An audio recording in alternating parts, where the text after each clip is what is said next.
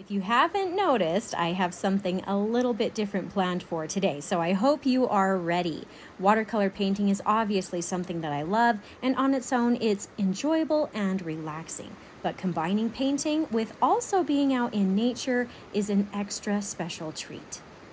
Just last week, I went with my family on a quick vacation to the beautiful Colorado mountains. This is my favorite time of year to visit because besides the wonders of the mountains, the wildflowers are in full bloom. The wild columbine just cover the mountainsides and are quite a sight to behold. Plus, there are dozens and dozens of other varieties, making it the perfect place to get inspiration for painting ideas and photo references.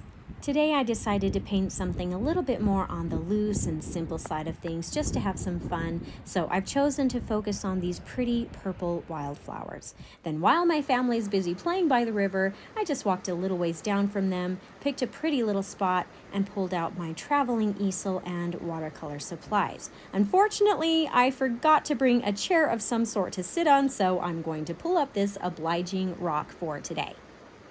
Something that I get a great deal of pleasure from when I paint near rivers or some clean running water is using a bit of that water as my brush rinse water. Then I literally can capture a bit of my surroundings right into my painting. So let me go grab some water real quick and we will get started. And as I get going, I am going to try to let the sound of the river here come through a little bit so you can experience a bit of what I'm feeling. Let me just get my supplies set up really quick. I think the biggest challenge for me right now is just that I'm used to having a bigger table area to set up and paint on, but I think we can make this work out. Today, I have actually just brought out my own craftamo paint tin to use since they are super easy to travel with and they're all put together like this. I think I can just place my paper towel and water on one of the trays here. I always like to put my cup of water right on top of my paper towel when I paint outside to keep it from blowing away. It's not super windy right now, but there have been the occasional gusts here and there. Then here I have my Meeden block paper, perfect size for traveling with and painting outdoors with because it's already bound, so I don't even have to worry about any taping or anything. And I do have on here a quick sketch to help me out today. It's not an exact look of the wildflowers I showed earlier. This is a little bit more loose and relaxed. I'm really just focusing on larger shapes, placement, and the slight curvature of the stem on the page. But the wildflowers were the inspiration for how this came about. You, of course, have some options here, though. You can just paint this in more of a free-handed way. You can create a similar sketch, or I am planning to create an outline similar to this that I can put in my Etsy shop if you'd rather go that route, just whatever you're comfortable with. Let me just pull out a few brushes really quick. I have several that I just leave in here in my easel, but before I came on this trip, I actually threw some of my craftamo brushes in here to use because they are my favorites. I feel like I've been painting with them for so long now, I don't know how to use any other brush anymore. Well, not really, but they are my favorite brushes, biased as that may sound. I think I'll just use a number 6 and a number 3 round for this today, although you probably could do the entire piece with just the number 6 if you wanted to. And just as a reminder, my Craftamo watercolor class 12-month subscription boxes will be coming out in just about 1 month, which will include these paints, 24 brushes, as well as other supplies, along with exclusive painting tutorials. I'm super excited about this project, and I really think it will be a lot of fun. I'll leave more information on what will be included in these subscription boxes in the video description, along with a link where you can sign up to be notified when they are available if you're interested. All right, I've gone ahead and started pulling out a few colors on my tray. I'm looking for some nice pinks and purples. The first color is called Permanent Rose. It's just a nice, pretty pink color. Then I also have some mauve. I love this one. It's a nice, warm, bright purple pink color. Now to add a darker purple, I'll pull out some dioxazine violet. And then of course we need a little bit of green. Let's try maybe some Hooker's Green Light. And I might even just change up half of this green color by adding in a little bit of Payne's Gray to make some of this a shade darker. All right, let's get to painting. Now, these flowers are going to be a little bit more loose, and I do want there to be a nice variety and blend of colors to change things up and make each flower a little bit more interesting. So really, you can use any combination of colors that suit you. I think I'll start out with a blend of some of the permanent rose and then the mauve. I'll lay down a base layer of the rose color first, and then I'll use the mauve as more of a shadow color. I'm going to want to add the mauve color in here while the rose layer is still wet though, so that they can blend together. So because I'm painting outside where things do dry out quicker, I have to work a little bit faster to get that second color in here before the first one starts to dry out too much. And to finish this off and really add some contrast, I might even take a touch of the dioxazine violet and add that into where I imagine the center area of the flower would be. Again, I need to do this while those initial colors are still wet so that they will blend in well. That turned out pretty good. I may actually just go ahead and paint in several more flowers just like this using that same color blend. I will point out that you may notice me skipping around here and there a little bit just to allow for some of these areas to dry. Because this is more of a loose piece, I don't really mind if the colors blend together, but I do plan to change up some colors a little bit on some of the other flowers later, so this is just going to help keep that separate. But the wind and the sun do help mine dry out a little bit faster too. I hope you're enjoying the tutorial so far. This was just a fun one to do for me, and I thought you might like it too. If you find that you do like my painting and teaching style, I hope you'll subscribe if you haven't already, so you don't miss out on any of my new and upcoming weekly tutorials. Now, we're just going to enjoy painting these for a minute, and I hope you'll enjoy listening to the river sounds in the background. Maybe you won't like it, but to me, it's very therapeutic.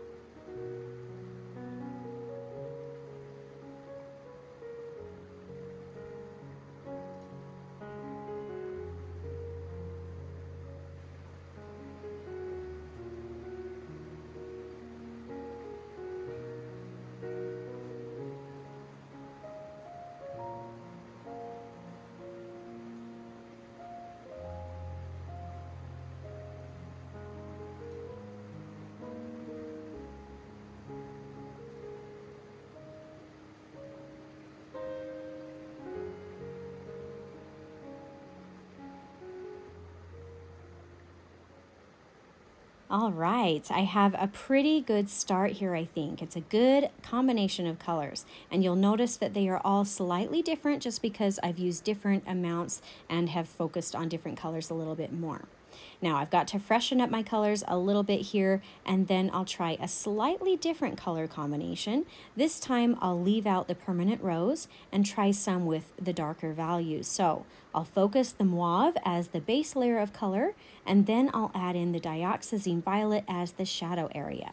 I'm keeping these a little bit more concentrated in their color as well, so they will be darker and maybe even more vibrant. I also find that if I ever really need a dark concentrated amount, I can just pull that color straight from the pan and place it in here too.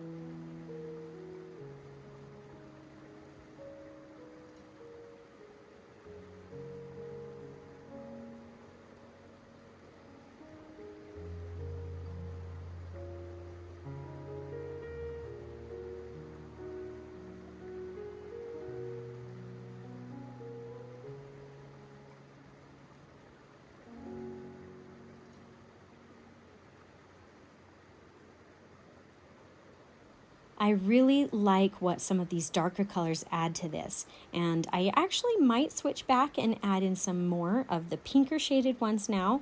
Really, I'm just going by the feel and the look, and you can do the same as yours. It doesn't have to look exactly like mine. You just go with the flow of your painting and what you feel like it needs. As I'm doing this, I actually feel like this whole piece would look so great if I used shades of blue instead. Either just a plain blue, or you could even add a touch of blue in with some of the purple. I really might have to try that sometime. For today, I'm just focusing on purple, but there are definitely some color options here.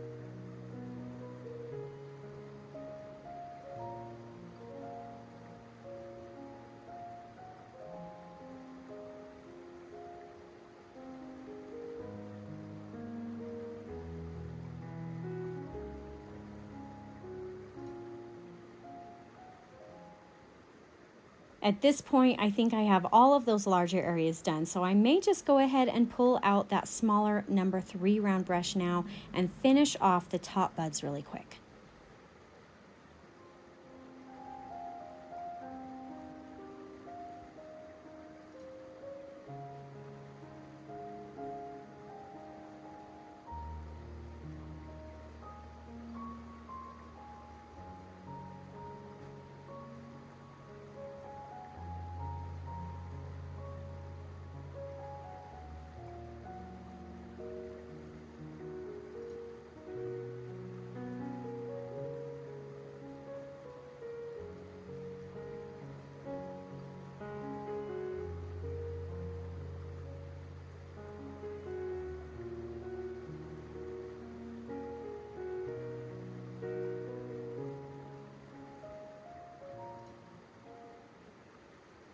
Okay, let's finish this piece off with a little bit of greenery. Of course, my green color is totally dried out at this point, so I need to just freshen up and wet that down a little bit really quick. Now, painting in the greenery, I kind of just want to use the same idea or technique of mixing and matching the colors. I can use the light pure hooker's green as a base color and then add in the darker shade as the shadow for it.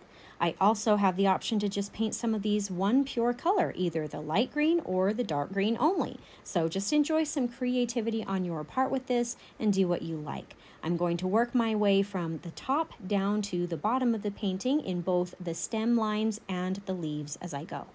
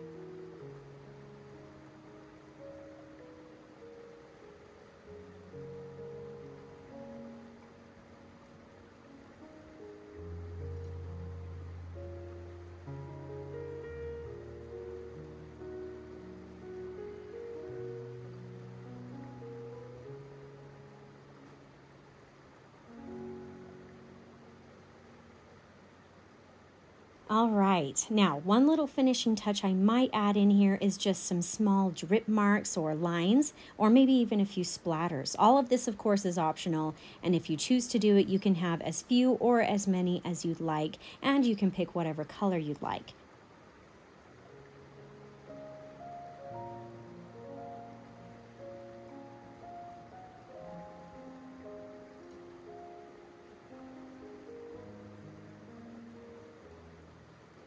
If you choose to put in some splatters, then you can choose to have them more small and loose and create them by loading and tapping your brush, or you can be a little bit more strategic and paint them in where you would like them to be.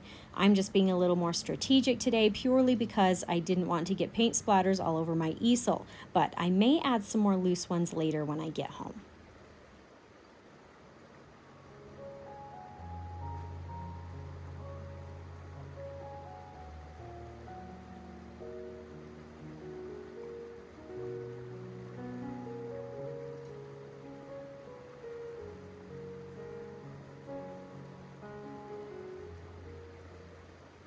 And at this point, there is only one more final little finishing touch that I'm going to add in here today. I'm just going to take some Payne's gray color and paint in a few little stamen lines into the center areas of some of these flowers. This just kind of completes the overall look, I think.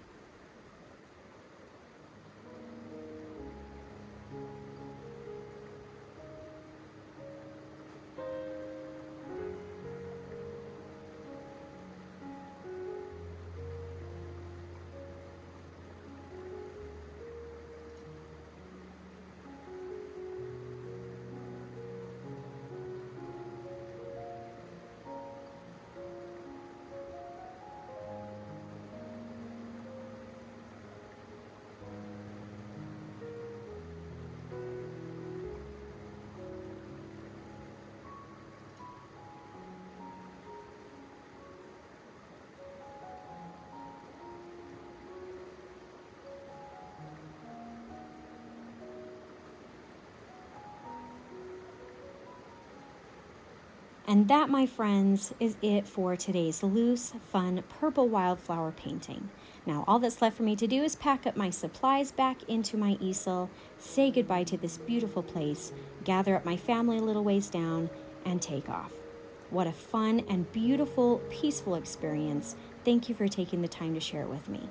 If you enjoyed this tutorial, I hope you'll consider subscribing to my channel so I can continue to help you discover your artistic side.